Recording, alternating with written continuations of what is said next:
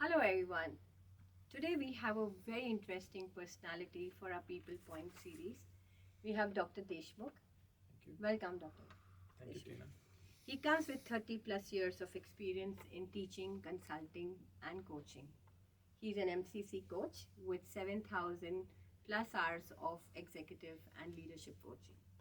To his accolades, he has received an Outstanding Leader Award at CXO 2.0 conference in Dubai.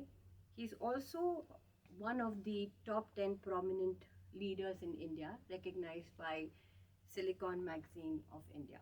So, welcome, Dr. Mahesh. How are you doing today? Great. How are you doing, Tina? Thank you for having me here. Yeah, it's our pleasure indeed. Thank you. So, let's start with coaching. Coaching as a journey over this 30 plus years. How has it evolved you as a profession and as a person? Let me clarify this. I have not been coaching for the 30 years, but I was in a helping profession, so to say. I would consider coaching, counseling, therapy, these are all mentoring, they're all helping professions. And when I started off my career, I worked quite a lot in the space of assessment development centers. Got certified in using psychometric tools. I've done my PhD in psychology, so it was a natural progression into doing assessments. And what I really loved about that job of assessments is offering feedback. I used to, because of coaching, this is one of the language changes that happened to me. I used to call giving feedback. After growing into coaching, I call it offering feedback. So that's the difference it has made in small ways. So as a part of my journey as an assessment professional, I loved offering the feedback and the joy of just offering what it is and what one could do with the feedback and grow and do a development plan and see how one person transformed himself over a period of 6 months to 2 years, depending on what the assignment was. That was a brilliant experience and a pure joy. And that's where I stepped into coaching as a profession. And it was, coaching per se was, I would say, not planned. It was accidental.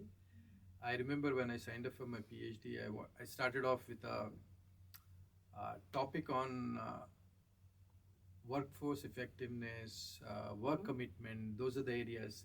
Because I did my master's in Singapore and I did extensive work on that and came back and started working with IIT Bombay and wanted to continue that workplace commitment. That was the thing. I had my mentor, director HR at Siemens, Mr. Nadkarni, who is no more. He said, Mahesh, what is this? Workforce commitment. It sounds very old. And Correct. is it relevant? I'm talking about, when was this? About 99, 2000. Okay. You must really explore something in the space of leadership. There's a lot about coaching that is happening, which I really don't know, he said. I said, Mr. Narkan, he also don't know. So he said, why don't we explore? I was still working with Siemens then. Okay. And that led me into looking at coaching as a concept first. I didn't know enough. So I said, I need to go and train myself. And little did I know in those days, I'm talking about, when was this? This was 99, 2000, if I'm not mistaken. That nobody could be trained as a master coach in 5 days. That's my first program I attended. Oh. So Interesting. becomes master coach in 5 days. I did go and attend that program, but I realized that I needed a lot more time. So one of the first things I learned in my journey on coaching is that it is not a 5-day affair. It's not a short-term thing. Correct. It's a continuous process. It's like I can't just spend some hours, some days and build a skill. It's going to be a lifelong journey. That is my first lesson in my journey as a coach. Okay. To stop me all right, because I can go on. Yeah. And then I started my research and did my PhD was the first one probably in India, and definitely a third one in the world on Wow. coaching.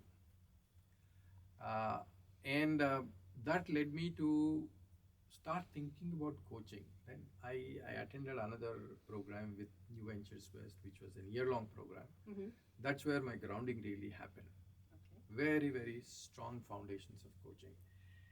And I started understanding how much I had to develop in order to become a coach.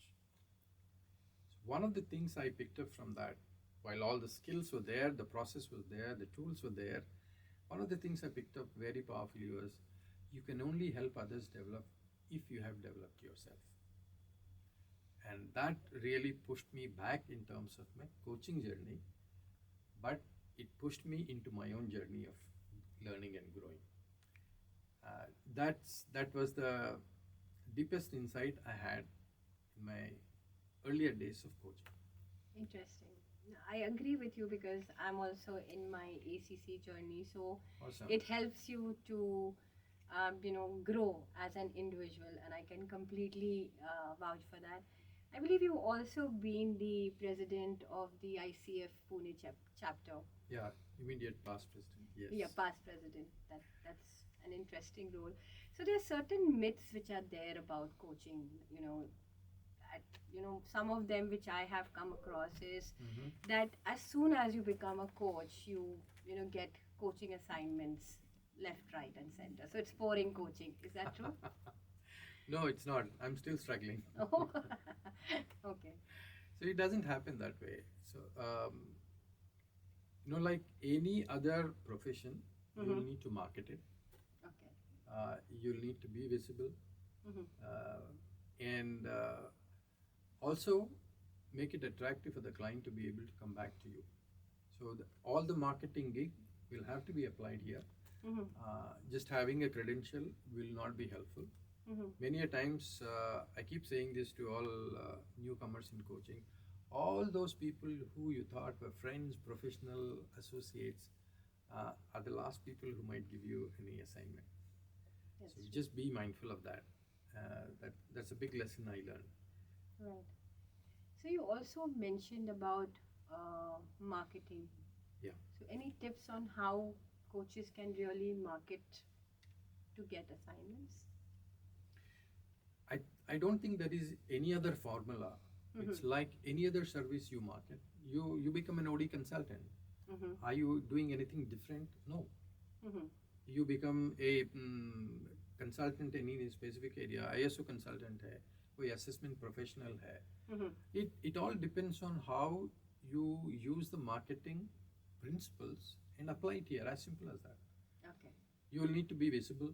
Mm-hmm. You will need to showcase what you're doing, what you're capable. आजकल के दुनिया में तो there's a lot of social media that's happening, Correct. which I'm very bad.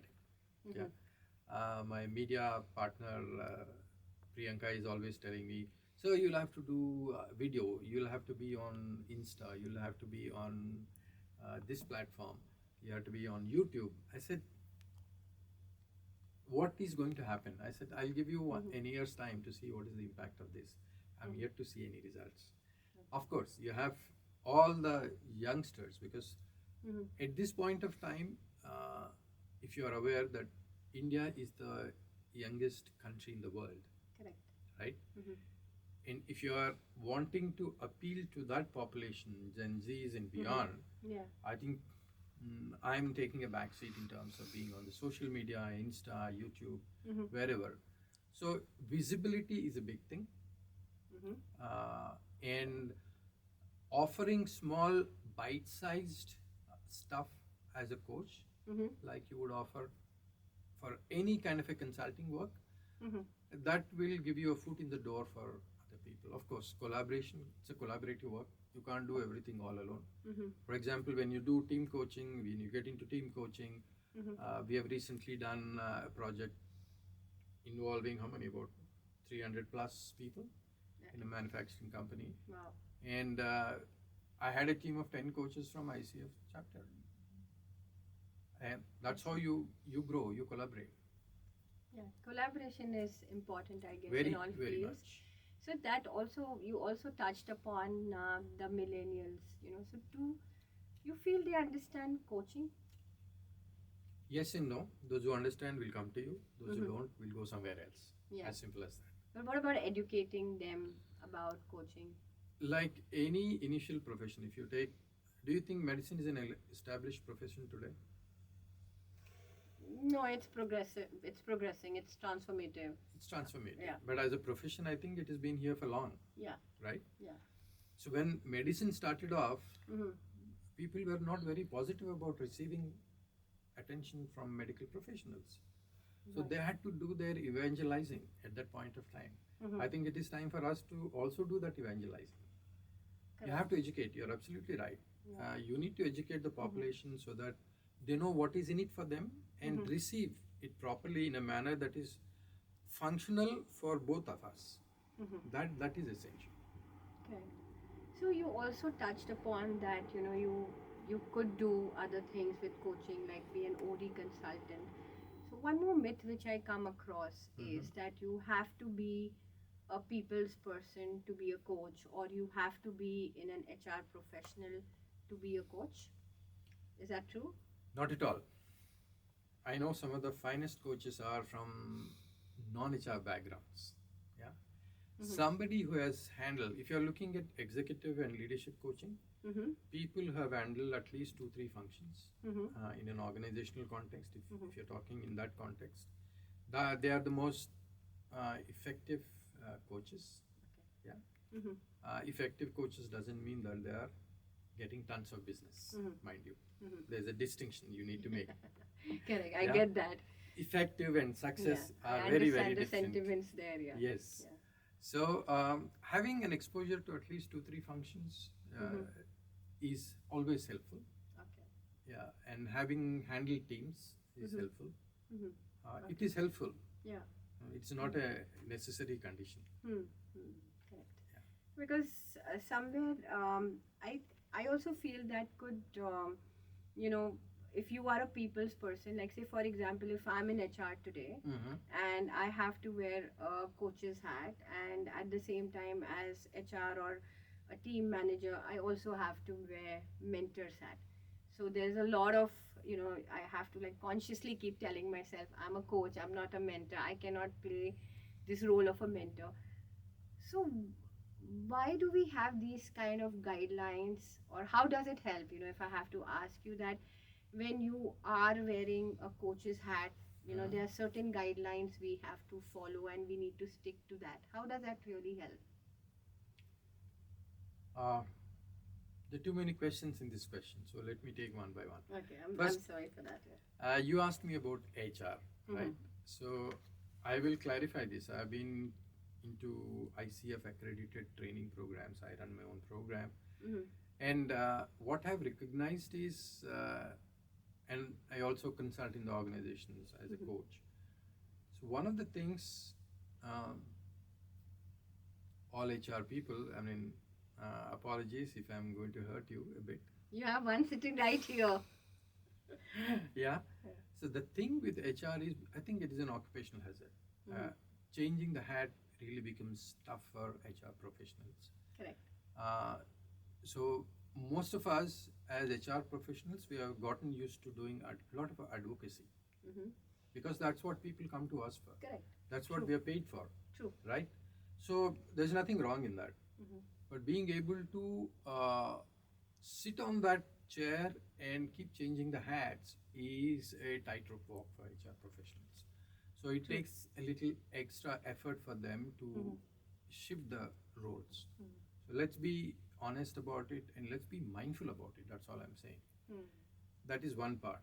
And the second thing you asked about is the shift between mentor and a coach's role, changing the hats. That's what we're talking Yeah, about. yeah. So let's explore this a little bit. Mm-hmm. As I said earlier, mentoring is also a helping profession along with coaching, Correct. and probably mentoring has been uh, in existence much before coaching happened. True. Yeah, Mm-hmm. as a profession Mm-hmm. or as a concept.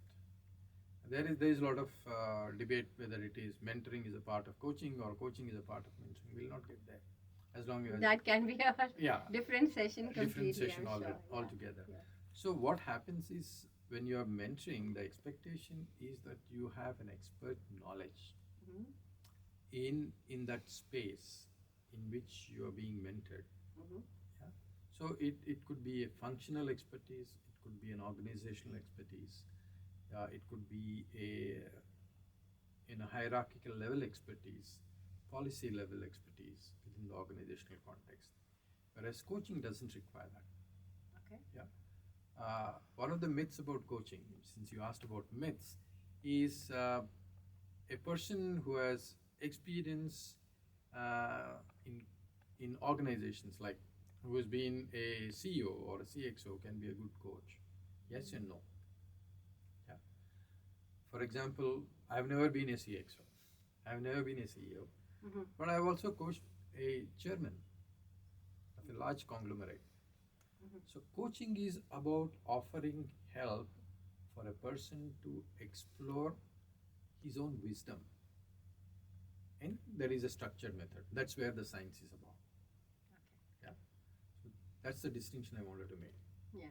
No, but you actually covered this interesting fact because I've heard that if you have to become, if you have to train the CEOs or CXOs, then you have to have gray hair, or Mhm. probably you have to be an MCC coach. Is that true?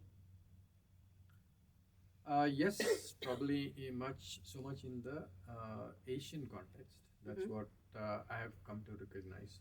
Because when people have a chemistry dialogue with me, Mm-hmm. because usually when you're a part of an organization, you just don't go to Mahesh and say, okay, we'll hire him as a coach, but you'll want to explore.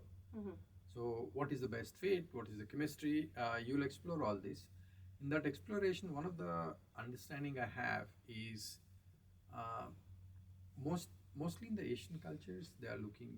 We are still not gotten out of the colonial hangover. I'm saying Interesting. this uh, with a pun intended, Yeah. but that's how it works.